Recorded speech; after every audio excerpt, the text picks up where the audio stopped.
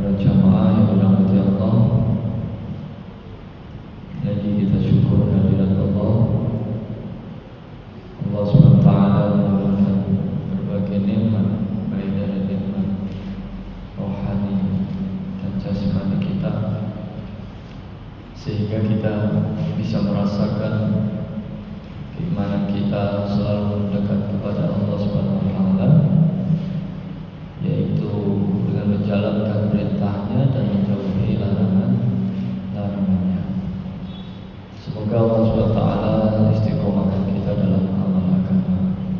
Amin ya rabbal alamin. Salawat dan salam kita haturkan kepada Nabi Agung Muhammad SAW.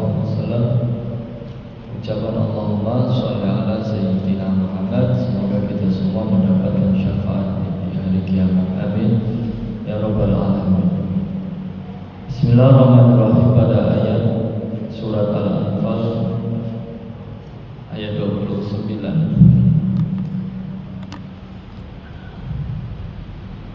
Bismillahirrahmanirrahim. Ya ayyuhalladzina amanu in tattaqullaha yaj'al lakum furqanan wa yukaffir 'ankum sayyi'atikum wa yaghfir lakum wallahu dzul fadlil 'adzim. Ya ayyuhalladzina amanu, hai orang-orang yang beriman, ittaqullaha, jika kamu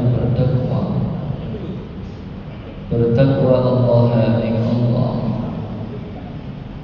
bertakwa kepada Allah Subhanahu wa taala, yaj'al lakum, maka ia menjadikan furqana, sebuah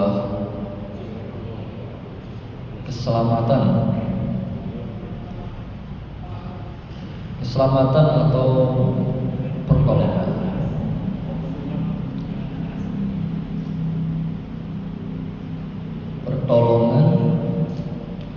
Wa yukaffir, dan menghapus segala dosa dan mengampuni daripada sayyi'atikum, dosa-dosamu, wa yaghfir lakum, dan mengampuni dosa-dosa. Wallahu dzul fadlil 'adzim, dan Allah memiliki karunia yang besar. Shadaqallahu.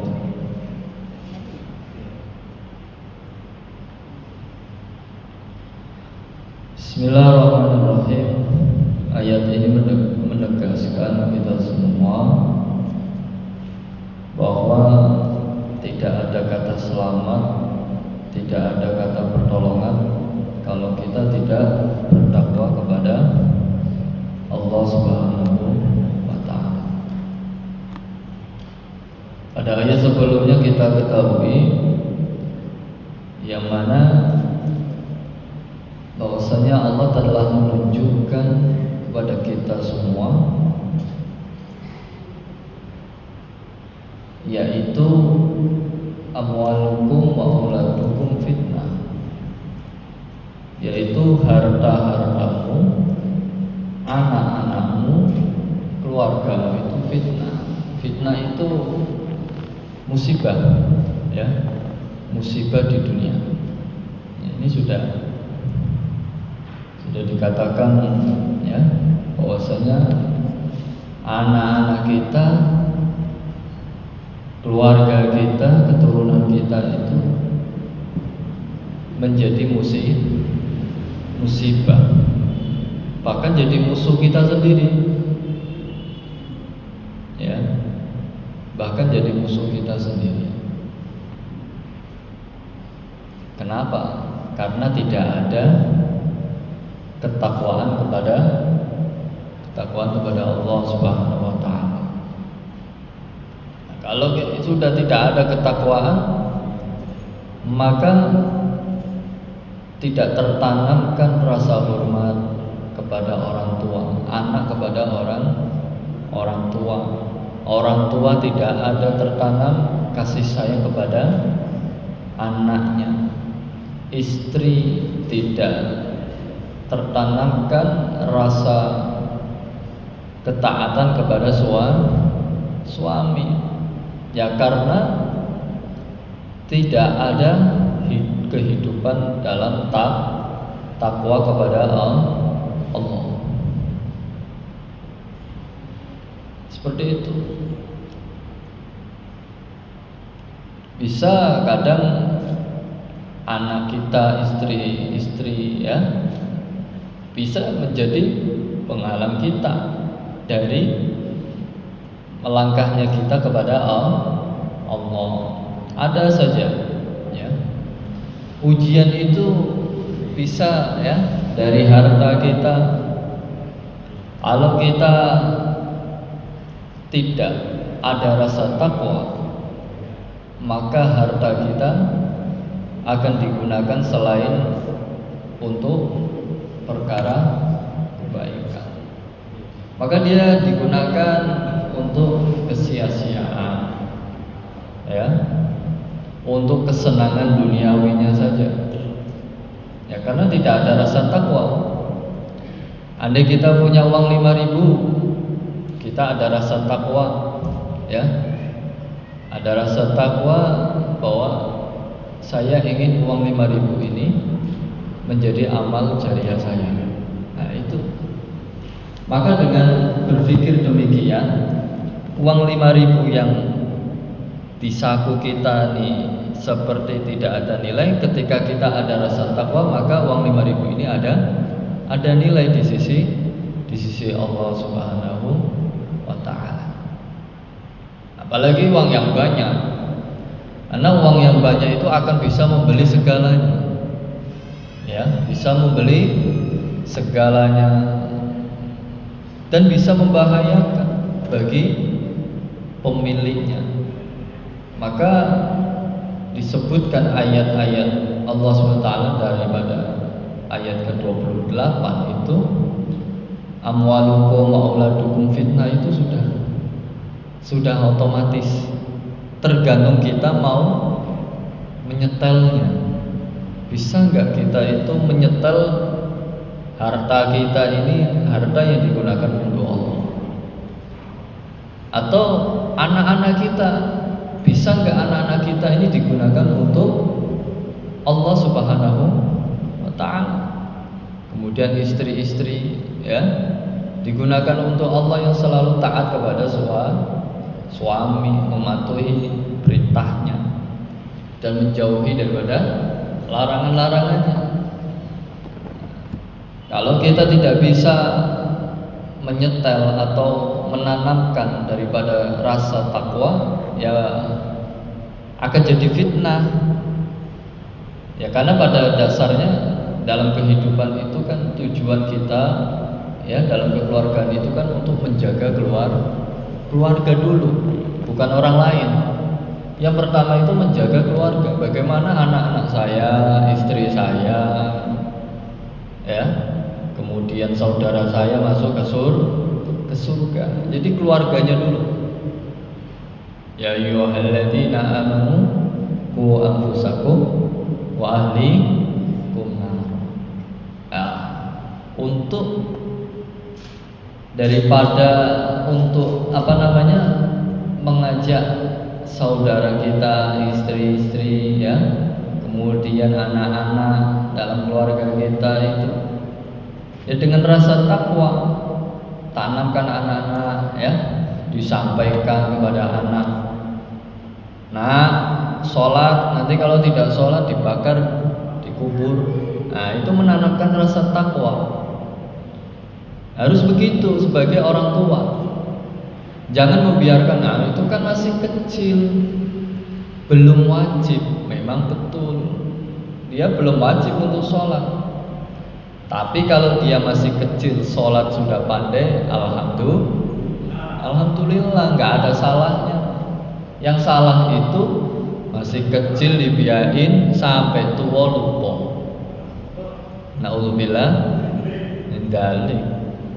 Jadi maksud daripada menanamkan rasa takwa di masa dini itu ya tujuannya untuk ketakwaan itu ya. Kembali kepada ketakwaan. Kalau tidak nanti jadi fitnah. Kalau dari kecil sudah tidak dibiasakan dalam hal baik, maka ketika dia menginjak besar akan merepotkan dalam keluarga. Akhirnya kumpul jadi geng motor. Balik-balik laporannya sudah masuk polisi. Jadi merepotkan ya, karena tidak ditanamkan selalu pasrah kepada sikap anaknya. Padahal orang tua anak itu akan mengikuti orang tua sebetulnya. Cuma orang tuanya itu milih ngalah, itu sebetulnya salah. Ya, nggak boleh orang tua mengalah kepada anak dalam hal keburukan itu. Ya, naudzubillah min dzalik. Jadi fitnah itu musibah atau ujian.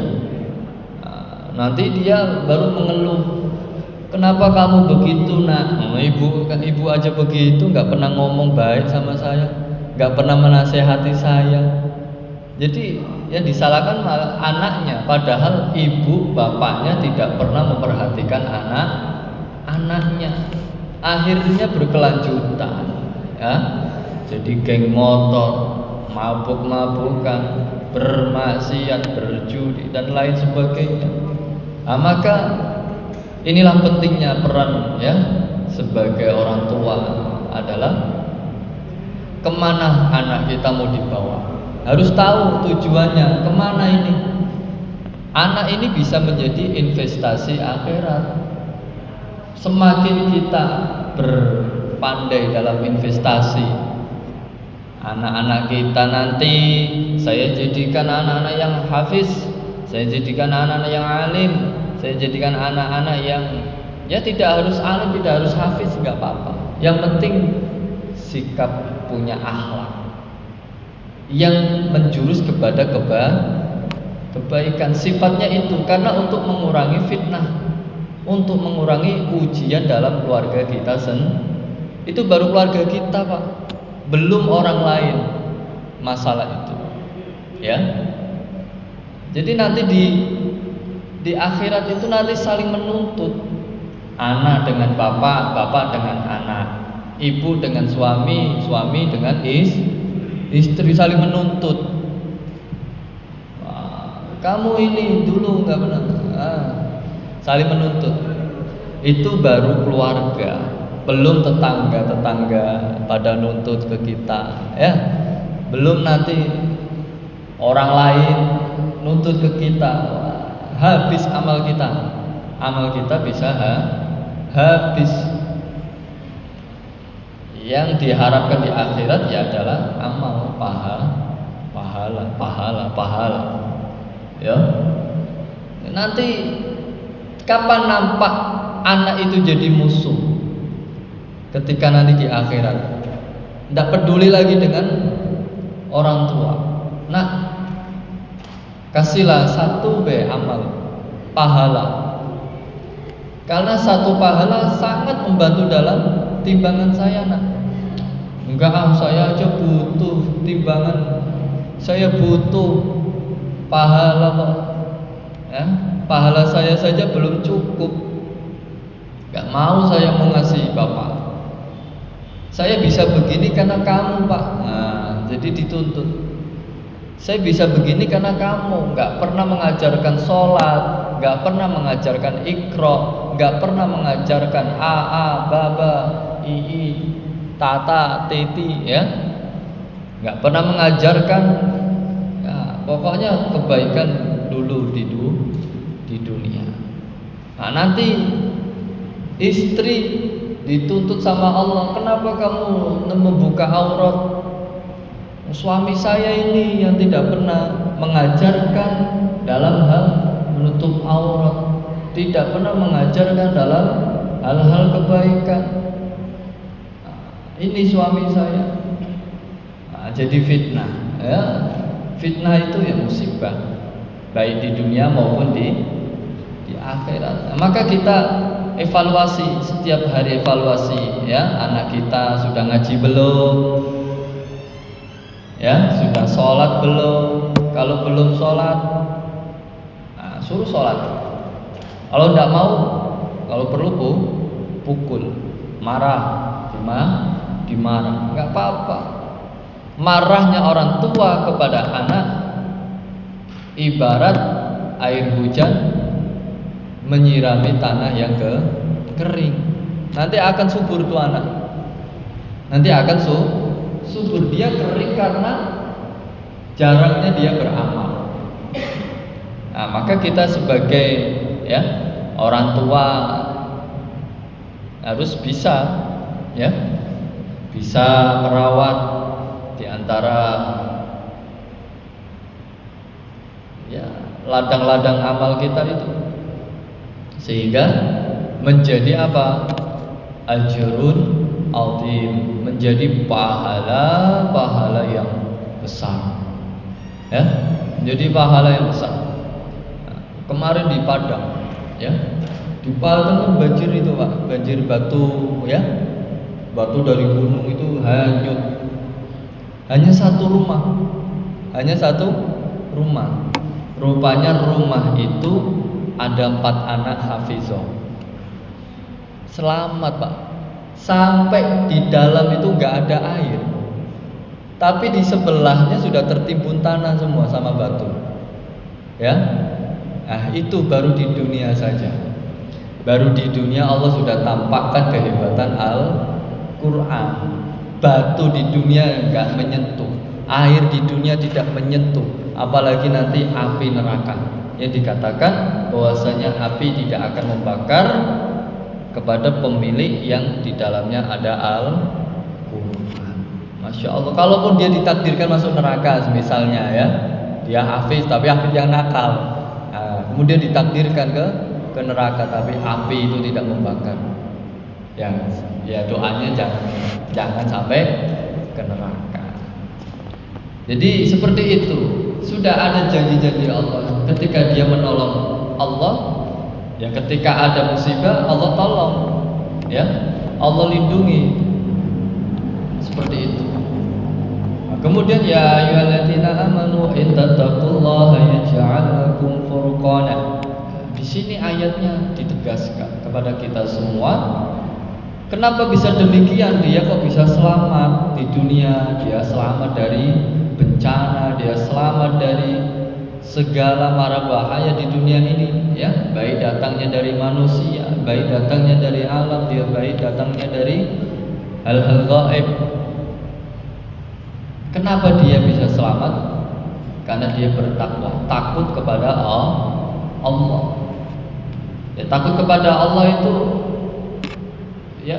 gimana caranya biar anak saya kalau perempuan biar nutup aurat, menjaga sikap dari orang yang bukan mahramnya, jangan terlalu bebas dalam pergaulannya. Nah, begitu cara menanamkan ketakwaan kepada anak-anak perempuan. Jangan sembarang main, tidak berpacaran. Nah, kalau tidak ditanamkan begitu, bagaimana mau mendapatkan furqana, mendapatkan keselamatan? Keselamatan juga bisa, pertolongan juga bisa. Itu furqana. Dalam kalimat ini furqana ini keselamatan atau pertolongan. Nah, kemudian yang laki-laki bagaimana? Ada anak laki-laki ditanamkan rasa takwa, takut kepada Allah.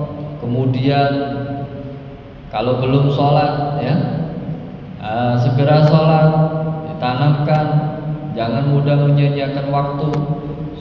Dilatih untuk selalu beraktivitas, bekerja keras sebagai seorang anak laki-laki, tidak malasan, dididik dengan benar. Kemudian kalau sudah mendapatkan uang atau gaji, diinfakkan sebagian, dilatih seperti itu supaya ada rasa kebutuhan dalam akhiratnya. Nah, sekarang kan kerja, tujuannya untuk beli game, tujuannya untuk beli ini, untuk beli itu, yang sifatnya hanya di dunia saja, tidak sampai di akhirat. Harusnya berpikir, kalau saya ini sudah punya gaji sekian, berapa persen? 10% saya infakkan ke masjid setiap minggu. Jadi ya seperti itu, dilatih. Atau seorang ayah mengajarkan, "Nih nak, bawa uang 10.000, masukkan ke kotak amal." Nah, begitu cara mengajarkannya. Sejak dini-dini, sejak SD, sejak anak-anak ya, dilatih cara memberi. Jangan dilatih cara meminta. Tapi dilatih cara memberi. Nih, bawa uang nih. Nah, masukkan ke kotak amal. Nanti ada orang, nah, nih kasih uang ini ke orang. Ada pengamen atau pengemis. Nah, nih kasih nih uang ke dia. Maka dia tahu cara beramal. Nah, ada lebih, nih kasih ke itu. Nah, itu tujuannya untuk menanamkan ketakwaan anak kepada Allah Subhanahu wa ta'ala. Amman yattaqillah yaj'al lahu makhraja. Barang siapa yang dia bertakwa, maka pasti ada jalan-jalan keluar. Nah, kuncinya itu takwa. Ya, orang takwa itu selamat. Contoh, orang sedang bermaksiat berkumpul, ada yang sedang judi, ada yang sedang mabuk. Nah, kemudian kita ikut berkumpul di situ, datanglah Pak RT atau polisi, ya, sidak di tempat TKP. Langsung diinterogasi. Maka kalau orang tidak ikut minum atau tidak menyentuh, maka dia selamat. Nah, kalau dia minum, walaupun duduk-duduk situ ikut minum 1 teguk 2 teguk, ya tetap kecium baunya. Tapi kalau tidak menyentuh, dia cuma hanya duduk saja, nengok saja, selamat gak kira-kira? Selamat, karena dia takut nanti kalau ketahuan ketangkep. Ya, jadi seperti itu. Kalau dia bisa menghindar dari hal-hal itu, maka dia selamat. Nah, tujuan takwa itu satu, untuk apa? Supaya tahu mana hak, mana batil. Ya, mana hak, mana batil. Seperti itu. Atau ini santri-santri ketika ya punya duit, dibawakan duit, padahal amanahnya untuk 1 bulan. Bisa nggak menjaga itu? Kemudian kalau tidak bisa menjaga, ya berarti dia belum ada tertanam rasa takwa, malah dia belikan kepada yang lain. Harusnya dia bertakwa. Aku takut sama orang tua, karena orang tua sudah bekerja keras untuk saya, untuk membawakan bekal untuk saya. Nah, itu adalah sifat daripada takwa. Maka dia akan menjadikan apa? Menjadikan keselamatan dan pertolongan Allah. Maka dengan bentuk selamat itu, ya, dihapuskan dosa-dosanya, diampuni, ya, kesalahannya. Maka kita jangan mendekati, ya, jangan mendekati dengan apa? Kebatilan, kemaksiatan di sekeliling kita. Kalau ada sesuatu yang tidak sesuai dengan syariatnya, ya sudah, jangan ikut-ikut mau nengok, ya. Itu ada apa rame-rame? Aku mau nengok. Kan biasa begitu. Rupanya ada karaoke, rupanya ada organ, ada band, ada musik dan lain-lain sebagainya. Nengok-nengok, rupanya salah. Jadi harus kita tanamkan rasa takwa sehingga kita tahu, oh itu musik, nggak usah kesana lah. Oh itu pertunjukan sihir, nggak usah kesana. Jadi tahu, ya.